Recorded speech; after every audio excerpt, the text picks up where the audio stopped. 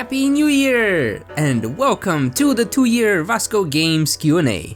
I asked you guys to ask me questions, and it took me a couple of months, but we're here. And let's get right into it. The first question is, when are you going to do a face reveal? And oh boy, do a lot of people ask this question. Why do you guys want to know what I look like so bad?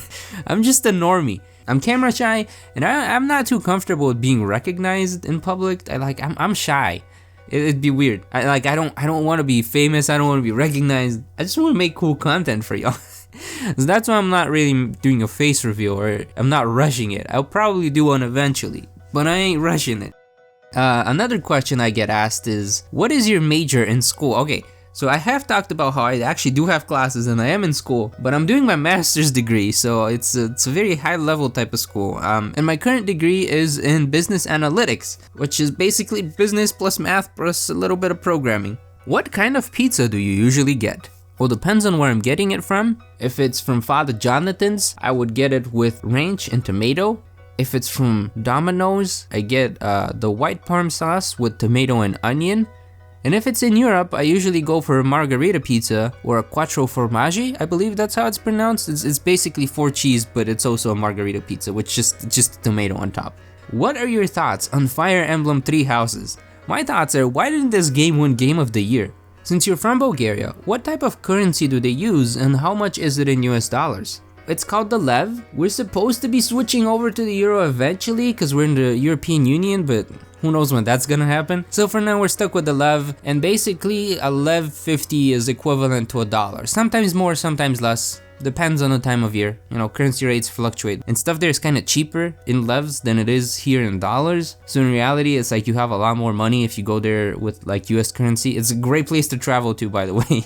Share a college story. It can be anything. Just whatever comes to mind. And oh boy, do I have a story for you guys, because most of y'all did not watch that Randomizer Nuzlocke. It's now long gone from the channel. But when I used to go to college and for my bachelor's degree, if you've gone to college in the US, you know that when you sign up for different classes, they're in different buildings. Typically, not all of your classes will be in the same building. Some will be across campus, and that was the situation for me. I was taking classes in the business school, and then I had to basically walk 15 minutes to like the other side of campus to get to my like environmental science class. But when the weather was like 40 degrees, it'd be pretty cold. So what I would do is I'd get myself a hot chocolate from Starbucks and then walk from one side of campus to the other and keep myself warm with the hot chocolate. There was a bus that you could take, but I prefer to walk. I love walking. So I was sitting in Starbucks one day waiting for my hot chocolate, and the lady says, "Tall hot chocolate for Vasko," and this dude, before my brain even registers that they said my name, this dude picks up the hot chocolate that they just put out and just bolts out the door basically. By the time I realized that that was my name and this dude took the hot chocolate with my name on it and walked out, he was already out of the building. I wasn't gonna go chase after him. "Hey, sir, you took my hot chocolate." I wasn't gonna do that. I figured if dude stole my hot chocolate, dude probably ordered something anyways. So I'm just gonna wait for whatever dude's order was and take his hot chocolate, because I assume if he took my hot chocolate, he also ordered hot chocolate. Maybe he was in a hurry. I don't know what his reason was. So I sat there and I waited for a while, and then they go, "Mint hot chocolate for Raphael." I'd like to point out, I don't like mint hot chocolate. So I sat there and waited 5 minutes more to get this dude's mint hot chocolate. And they keep calling out, "Mint hot chocolate for Raphael, mint hot chocolate for Raphael." No one showing up. Me realizing it was his hot chocolate. He's not here to pick it up because he stole mine. Mine was a normal hot chocolate. His is a nasty mint hot chocolate. So at first I was gonna take his, but then I'm like, I don't like mint hot chocolate. I ain't gonna settle for this. So I told the lady, I was like, I think he took my hot chocolate and dashed out. We're so sorry. They made me another one. The point being, this is why whenever I have to name a rival or a bad guy in a video game, it's that guy's name. The guy who stole my hot chocolate. Raphael. And that's my college story. Nothing to do with actual education, but ducks or chickens? Noah wants to know if I find it hard to make decisions. Yes, I find it tremendously hard. I'm an overthinker, so whenever I have to make even a simple decision, I spend way too much time considering all the different options and all the different possibilities to the point where I can't really make a decision. I don't know if you guys have watched Demon Slayer, but there's that one butterfly girl from the story where she has a coin that she flips when she can't make a decision because she's not capable of making her own decisions. And that's kind of how I am. I so much related to that character. Yeah, I struggle with decisions. Help. What book have you been reading in the past month or so? Good of you to know that I read a lot of books.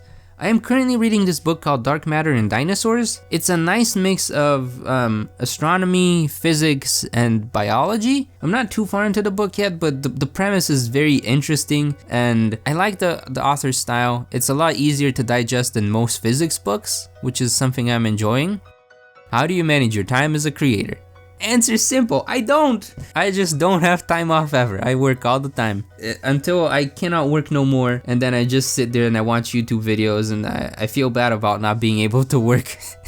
My time management skills are horrible because apart from just, you know, creating stuff, I'm also in school. I'm also doing basically research part-time. So in reality, I almost have a full-time job and then doing YouTube on top of it type of thing. I barely have any time to focus on YouTube and be creative, and when I do, I'm usually like exhausted from all the other things I do. That's why I kind of haven't been putting out as many videos, is because I simply am like short on time to make stuff, and when I do make stuff, I want to make sure the stuff I make is good, so I kind of spend too much time on scripting and recording and editing. It typically takes me about an hour to edit a 30-second segment of video, which is a lot. So a 10-minute video, as you might imagine, takes me 20 hours to edit, and about 20 hours to, you know, record everything, write the script, edit the audio, make thumbnails and titles and all that type of stuff. So it's a lot of work that goes into it. How do I manage my time?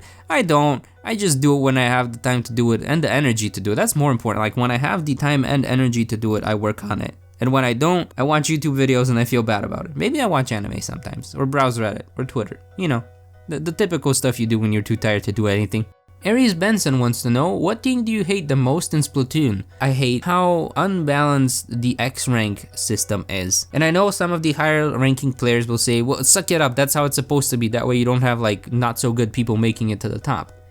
But it's something that personally frustrates me because the way X rank works is you get very little points for winning and you lose a lot of points for losing. So you could spend an hour playing X rank, win every single match, and gain about 50 points. And you can decide to play one extra game just for the fun of it, and you can lose 40 points. You basically lose an hour's worth of progress in just one loss, and that really bugs me. And then that kind of drives me off the game sometimes because you feel like you've wasted all the time. And the last question is, what will happen to your channel in the future?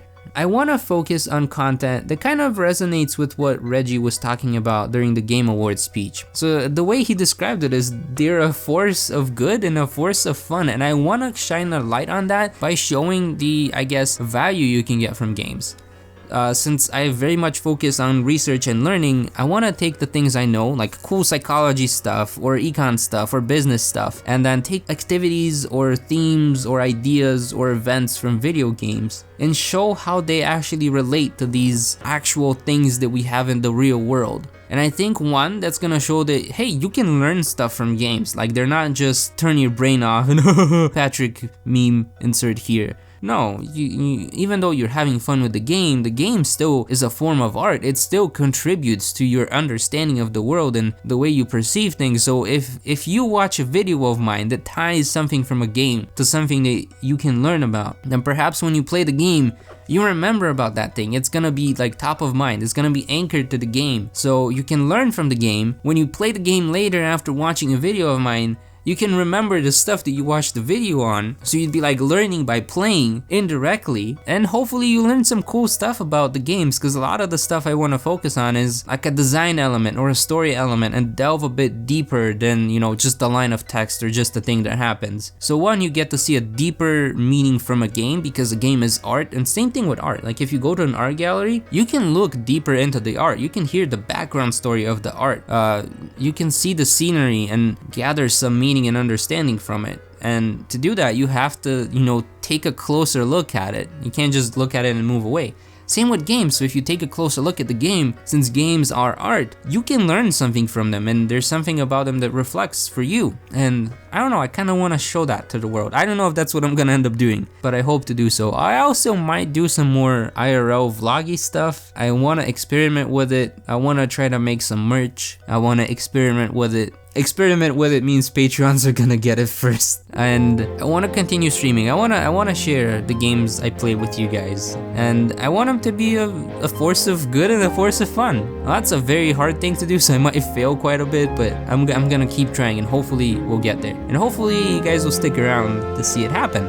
Thank you guys for watching my 2-year Q&A. Thank you for submitting all of your questions, and I hope you all have a wonderful new year.